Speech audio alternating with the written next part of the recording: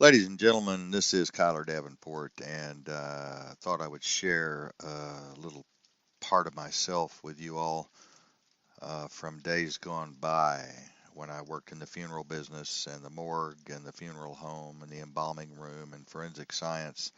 I wrote this one day while standing outside of my crematorium burning a couple of bodies, and this is how it goes. Little aborted fetuses laying in my morgue in doll's clothes, in little red ski hats like little shriveled prunes, eyes squinched.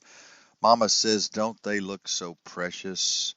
I'm thinking to myself, we should just throw them away. That's what we do with most of the fetuses around here. Mama wants a proper burial, so we give it to her. Fetus after fetus after fetus, like little alien beings from another planet. I held them in the palm of my hand and I said, "God, where in the hell are you?" Standing among stinking, rotting, decomp, swollen, oozing bodies of all race and age. The smell on my clothes forever embedded, just can't seem to get that shit off.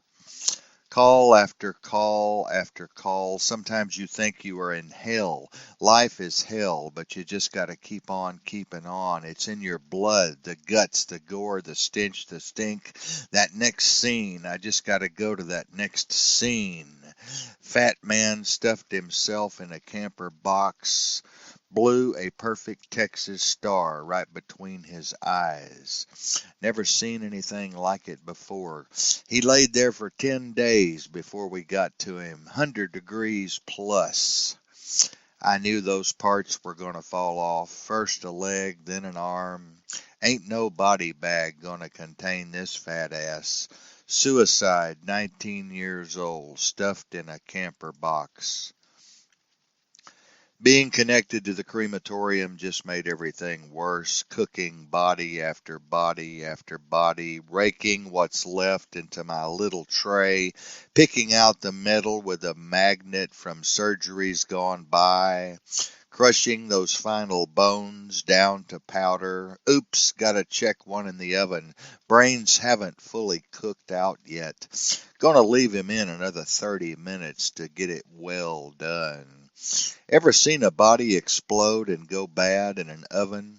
A retort? Somebody's got to clean that shit up. All that body fluid. Somebody's got to slip and slide in it. How do you clean this shit up with a mop that has been used over and over and over and over again? We got 1,000 toe tags stuffed in the back room next to the old wood stove where they used to burn babies back before we had the big fancy ovens that sound like a 747 when you push the blow button. Assholes around here used to burn 2 bodies at a time until they got their ass kicked. All kinds of nasty shit goes on in these places. I could give a box full of crushed pinto beans and tell you it was your daddy, and it wouldn't really make a fucking bit of difference. You never get the exact amount of ashes of your loved ones anyway. You're just mixed up with a bunch of other bodies in the oven, one after the other. Hundreds of bodies piled one on top of the other. Bones flicking and flying in every direction. That shit goes up your nose and in your hair. You breathe it down into your body. I kind of miss that smell. It is an odd kind of natural, organic smell. I loved working in the morgue. It gives you a strange sense of power. I used to wonder what some of the young, fucked up embalmers did to young, pretty women fleshly dead. Some of these guys are really kinky. They stay drunk and fucked up most of the time, and hell, you can't blame them. The shit we see is too much for any one person to bear. One fucked up deal was a little fetus laying up on top of the vagina, all dressed up in doll's clothes. The black girl who aborted this child was 18 years old. It's kind of a functional sense of eroticism to see a scene like that. It is hard to explain if you haven't been there. Vagina, fetus, oozing shit coming out everywhere. It just don't make any real sense.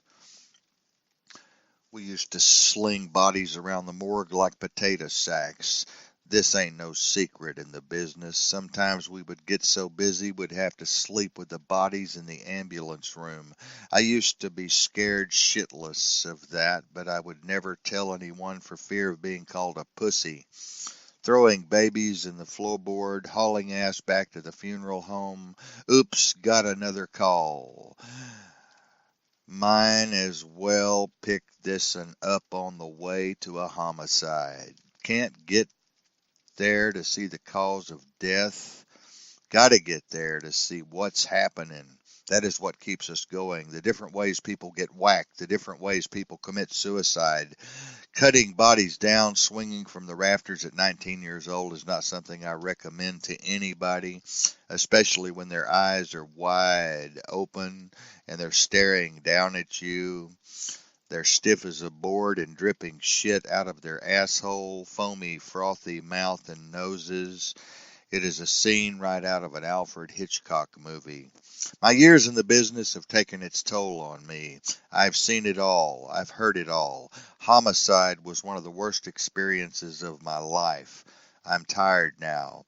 I still have flashbacks every night. The bodies creep and crawl around my bed. I've got fucking post-traumatic stress disorder from hell. Very few of my friends know or even understand the pain I feel inside from experiencing all of these things. It is hard for me to interact with a lot of people because people just don't want to hear this shit. I'm telling you this story because I want you all to know what's on my mind.